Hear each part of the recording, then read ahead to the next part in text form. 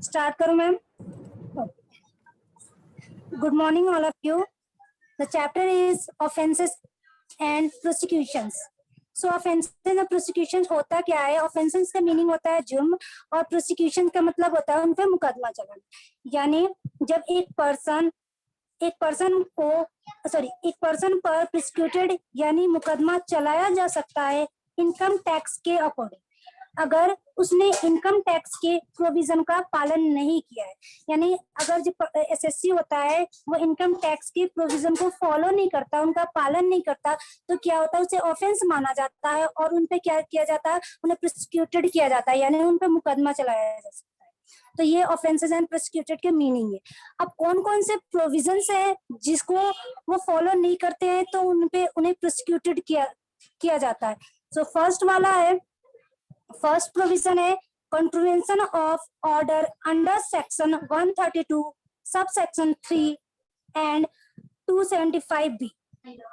इस प्रोविजन में क्या है कि अगर किसी एसएससी ने किसी ऑर्डर का उल्लंघन किया है जो सेक्शन 132 3 टू 275B के अंतर्गत आता है तो उसे क्या माना जाएगा? ऑफेंस माना जाएगा. जैसे यदि कोई इनकम टैक्स अथॉरिटी है या कोई ऑफिसर है उसने एसएससी को बोला है कि बुक अकाउंट को ना हटाए और ना ही उसके कोई पार्ट्स को हटाए, जैसे मनी, ज्वेलरी, बुलेंस और अदर वैल्यूएबल आर्टिकल्स को ना हटाए बिना ऑफिसर के परमिशन के बिना. लेकिन जो एसएससी है वो ऑफिसर की परमिशन के बिना हटा देता है तो क्या होगा? इसे ऑफेंस माना जाएगा और उसे क्या होगा? एसएससी को पनिशमेंट मिलेगा. और इसके लिए क्या होता है कि उसे सजा भी मिलेगी जो कि 2 ईयर की है और विद इन फाइन, और उसे फाइन भी पे करना पड़ेगा. सो ये पहला प्रोविजन था जिसे फॉलो नहीं करने पर एसएससी को क्या होगा? पनिशमेंट मिला जाएगा और फाइन भी देना पड़ेगा. The come to the second point. Second point क्या है? Failure to comply with the provision of section 132 subsection 1 2B section 275B.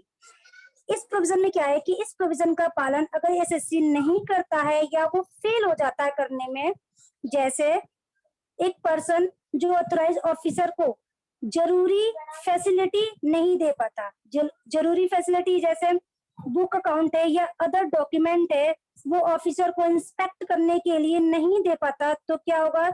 इसे ऑफेंस माना जाएगा और उसे पनिशमेंट दिया जाएगा. इसमें भी जो टाइम है वही 2 ईयर का है, 2 ईयर तक का पनिशमेंट हो सकता है और इसमें भी उसे फाइन देना पड़ सकता है. तो ये सेकंड पॉइंट है, जिसको फॉलो नहीं करेगा एसएससी तो उसे ऑफेंस माना जाएगा और उसे पनिशमेंट दिया जाएगा. और थर्ड क्या है? द थर्ड प्रोविजन है रिमूवल, कंसलमेंट, ट्रांसफर और डिलीवरी और prosperity to throat section tax recovery section 276. यदि इसमें क्या है कि यदि कोई व्यक्ति है जो एसेट को क्या करता है? हटाता है या छिपाता है या उसको ट्रांसफर कर देता है, किसी को दे देता है, तो इसे क्या करना पड़ेगा? और जिससे कि जो टैक्स रिकवरी होगी उसमें बाधा हो गया तो क्या है? इसे भी क्या होगा कि ऑफेंस माना जाएगा और इसके लिए भी उसे पनिशमेंट दिया जाएगा. और इसके लिए जो पनिशमेंट की टाइम है वही इसमें भी सेम है, 2 ईयर का है और इसमें भी वो फाइन देने के लिए लायबल होगा, इसमें भी उसे फाइन दिया जाएगा. तो ये थर्ड पॉइंट था प्रोविजन के, जिसे फॉलो नहीं करने पर एसएससी को क्या होगा? ऑफेंस माना जाएगा और उसे पनिशमेंट दिया जाएगा. ठीक है, समझ में आ रहा है सबको? हाँ, समझ में आ रहा है. Okay. The fourth point है failure to comply with the provision of subsection 1 and 3 section 178. इसमें क्या होता है? if the liquidator of the company, यानी जो कंपनी का लिक्विडेटर होता है, लिक्विडेटर वही होता है ना जब कंपनी हम वाइंड अप करते हैं तो उस समय क्या होता है कि एक व्यक्ति को हायर करते हैं जो वाइंड अप के सारे एक्टिविटी को करेगा. तो इसमें क्या होता है? जो कंपनी के लिक्विडेटर होता है उसे अपॉइंट किया जाता है तो अपॉइंटमेंट की इंफॉर्मेशन उसे ऑफिसर को दे, जो इनकम टैक्स के जो ऑफिसर होते हैं उन्हें उसे इंफॉर्मेशन देना होता है या फिर उनसे एक अपॉइंटमेंट लेटर लेना होता है विद इन 30 डेज. जब उसे अपॉइंटमेंट मिला है उसे 30 दिन के अंदर ही उसे इंफॉर्मेशन देना पड़ता है और उसे एक अपॉइंटमेंट की लेटर भी लेना पड़ता है। अगर वो नहीं कर पाता है इस 30 दिन के अंदर तो वो ऑफेंस माना जाएगा और उसे क्या किया जाएगा, वो पनिशमेंट दिया जाएगा। इसी के अंदर सेकंड पॉइंट है, अगर लिक्विडेटर टैक्स के अमाउंट को सेटल डाउन नहीं कर पाते तो क्या होगा, ये भी ऑफेंस माना जाएगा और उसे इसके लिए भी उसे पनिशमेंट मिला जाएगा। लेकिन जो सेटल डाउन नहीं कर पाता है तो वो अमाउंट कंपनी पेबल होगी, वो कंपनी को पे करना पड़ेगा। इसी में थर्ड पॉइंट है, कंपनी की कोई एसेट, उसका कोई पार्ट था जो सेक्शन 178 सब सेक्शन 3 के द्वारा उल्लंघन करता है तो उसे भी ऑफेंस माना जाएगा और क्या किया जाएगा, इसके लिए भी उसे पनिशमेंट दिया जाएगा। लेकिन इसके लिए जो टाइम है वो मिनिमम 6 मंथ का है। इसमें क्या है कि कम से कम 6 मंथ का पनिशमेंट तो मिलेगा ही मिलेगा, लेकिन वो ज्यादा अधिक से अधिक 2 ईयर तक का हो सकता है। लेकिन इस केस में क्या है कि कुछ स्पेशल केस होते हैं जिसमें ना एसएससी के पास कोई रीजन होते हैं जिसके कारण से उसे ऑफेंस हुआ है, तो अगर वो रीजन दिखा देता है तो उसे क्या होता है, उसे सजा नहीं मिलेगी, यानी उसे प्रोसिक्यूटेड नहीं किया जाएगा, वो स्पेशल रीजन उसे बताना पड़ेगा। ठीक है, अब फोर्थ पॉइंट है, fourth point provision, failure to pay the tax deduction at sources. अगर वो जो एसएससी है वो टैक्स डिडक्शन में भी फेल हो जाता है तो भी ऑफेंस माना जाएगा, और जो सेक्शन 276 बी के द्वारा आता है। सो इसमें क्या है, इसमें भी पॉइंट्स में है। द फर्स्ट पॉइंट है, अगर पर्सन ने टैक्स सेंट्रल गवर्नमेंट को नहीं दिया, अगर जो टैक्स था वो सेंट्रल गवर्नमेंट को एसएससी ने नहीं दिया तो ऑफेंस माना जाएगा, उसे प्रोसिक्यूटेड किया जाए। इसी में सेकंड पॉइंट है, अगर कंपनी का कोई ऐसा डिविडेंड था जो डिक्लेयर हो गया था, डिस्ट्रीब्यूटेड हो गया था और पेड भी हो गया था, लेकिन उस पर कोई टैक्स नहीं दिया गया, तो अगर एसएससी ने कोई टैक्स ही नहीं दिया तो ये भी क्या होगा, ऑफेंस होगा और इसके लिए भी उसे पनिशमेंट दिया जाएगा। इसी में है एक और पॉइंट, कोई चीज जीता है, यानी कोई चीज जैसे लॉटरी और उस पर कोई टैक्स देना था और टैक्स नहीं दिया है तो इसके लिए भी उसे पनिशमेंट किया जाएगा। और लेकिन इसके लिए टाइम क्या है, 3 मंथ का है, कम से कम 3 महीने का होगा सजा और ज्यादा अधिक से अधिक 7 ईयर तक का हो सकता है और उसे फाइन भी देना पड़ेगा। सो ये था 5th पॉइंट प्रोविजन के, जिसको पालन ना करने पे एसएससी को नहीं करने पर वो ऑफेंस माना जाएगा और एसएससी को सजा दी जाएगी। द 6th पॉइंट है, failure to pay the tax collected at source section 276 B. अगर कलेक्शन टैक्स को अगर पेड नहीं कर पा रहा है तो उसके लिए भी उसे ऑफेंस माना जाएगा। इसमें क्या है, अगर पर्सन ने टैक्स कलेक्शन को सेंट्रल गवर्नमेंट को पे नहीं किया है कलेक्शन के 7 डेज के अंदर, मतलब जब उन्होंने कलेक्शन किया था उसके 7 दिन के अंदर पे करना होता है, अगर वो ऐसा नहीं कर पाता पे तो उसे क्या होगा, उसे पनिशमेंट दिया जाएगा और ये ऑफेंस माना जाएगा। और इसमें जो टाइम लिमिट है वो मिनिमम 3 मंथ का है, कम से कम 3 मंथ का उसको क्या होगा, सजा तो मिलेगी, लेकिन अधिक से अधिक 7 ईयर की भी बढ़ सकती है। सो ये 7 पॉइंट था, समझ में आ रहा है सबको? यस। हाँ, 7 पॉइंट है, internationally try to escape interest. अगर वो जानबूझकर कोशिश करता है इंटरेस्ट को ना पे करने के लिए तो इसके लिए भी उसे ऑफेंस माना जाएगा। जो इसमें सेक्शन है इसमें है 276 सब सेक्शन सी है। यदि पर्सन ब्याज जानबूझकर बचाने की कोशिश करता है तो उसे क्या होगी, ऑफेंस माना जाएगा और उसे सजा होगी। लेकिन इसके लिए 2 कंडीशन है, यदि वो राशि जिसे बचाने की उसने कोशिश किया था वो कम से कम आय का 25 लाख से अधिक है, तो 25 लाख से अधिक है तो क्या किया जाएगा, उसे ऑफेंस माना जाएगा। और इसके लिए जो टाइम है, कितने मंथ के लिए या कितने ईयर के लिए उसे सजा होगी, इसमें टाइम किया है 6 मंथ के लिए और अधिक से अधिक 7 ईयर के लिए। इसी में पॉइंट 1, अन्य किसी दशा में, अगर दशा में कम से कम अगर कोई और इसमें कंडीशन है तो इसमें 3 मंथ के लिए दिया जाए, अधिक से अधिक क्या है 2 ईयर के सजा हो सकती है। और इसके नेक्स्ट है, स्लाइड ऊपर कर दो।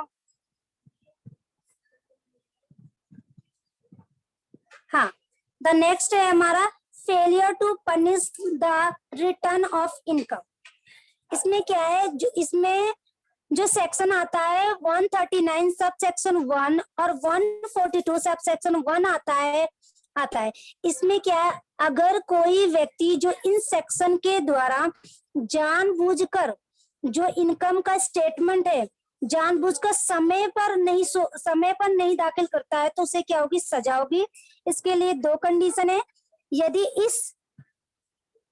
अगर इस गलती के मालूम ना होने पर उसकी राशि बच जाती है तो वो राशि का कितना 25 लाख से अधिक है तो 6 महीने का ही उसे सजा होगा और अधिक से अधिक 7 वर्ष के लिए सजा होगा। द सेकंड है सेम उसी के जो इससे पहले जो पॉइंट बताया सेम उसी के जैसा है कि अगर कोई और कंडीशन बताता है इसमें 3 मंथ और अधिक से अधिक 2 ईयर के लिए इसको सजा और उसे फाइन भी देना होगा।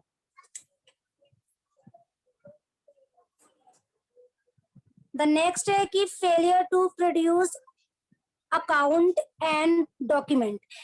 यदि कोई व्यक्ति सेक्शन 142 के अंतर्गत जारी किए गए नोटिस में मांगे गए हिसाब को फिक्स डेट को जो डेट फिक्स था उस डेट को जानबूझकर नहीं शो कर पाता तो उसे भी ऑफेंस माना जाएगा और उसे भी कड़ी सजा दी जाएगी और उसे फाइन देना पड़ेगा। जो इसमें सेक्शन आता है 142 और जो सेक्शन है 276 डी आता है। द नेक्स्ट है हमारा नेक्स्ट कौन सा, हाँ next the falsification of books of account और document etc। इसमें क्या होता है, यदि कोई व्यक्ति है जानबूझकर किसी व्यक्ति को इस अधिनियम के द्वारा किसी ब्याज आदि को देने में उल्लंघन करता है तो इसे भी ऑफेंस माना जाएगा और इसके लिए भी सजा दी जाएगी। जो अधिक से अधिक सजा 2 ईयर की है और कम से कम 3 मंथ का है सजा बस। द नेक्स्ट है हमारा abetment of false return etcetera. इसमें क्या होता है कि अगर कोई व्यक्ति किसी अन्य व्यक्ति को अपनी कर योग्य आय के संबंध में झूठी घोषणा या झूठी स्टेटमेंट दाखिल करता है, मतलब क्या जो इसकी इनकम थी उसके बारे में वो गलत बताता है, सही इनकम नहीं बता पाता और जो स्टेटमेंट शो करता है वो भी सही नहीं शो करता है तो उसे शो नहीं करता, लेकिन उसे स्वयं पता होता है कि ये गलत है और झूठ है तो इसे भी क्या होगा, ऑफेंस माना जाएगा और इसे भी सेक्शन 276 सब सेक्शन 1 के द्वारा इसे दंड दिया जाए। इसके लिए भी 2 कंडीशन है। यदि वो स्टेटमेंट सही मान ली जाती है तो उसे दंड दिया जाएगा और जो बची हुई राशि जो 25 लाख से अधिक है तो उस पे 6 मंथ या उससे अधिक से अधिक 7 ईयर तक की उसे सजा दी जाएगी और उसे फाइन भी भरना पड़ेगा। द सेकंड है अन्य किसी दशा में कम से कम 3 माह तथा अधिक से अधिक 2 ईयर तक की सजा दी जा सकती है। द नेक्स्ट है disclose of particular by public servant. इसमें क्या होता है कि यदि कोई गवर्नमेंट ऑफिसर है जो सेक्शन 138 सब सेक्शन 2 के आयोजन का उल्लंघन करके किसी को सूचना देता है, किसी को कोई इंफॉर्मेशन देता है जो गवर्नमेंट ऑफिसर है और कोई डॉक्यूमेंट है वो दिखा देता है तो उसे भी ऑफेंस माना जाएगा, उसे भी पनिशमेंट दिया जाएगा और उसके लिए जो टाइम है वो 6 मंथ का है, 6 मंथ का है, लेकिन इसे 6 मंथ का सजा दी जाएगी।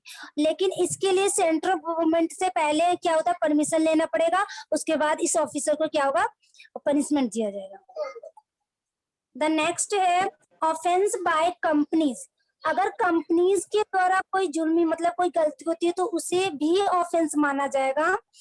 जैसे इसमें यदि इस मतलब जो इसमें दे रखा है सेक्शन 278 बी है,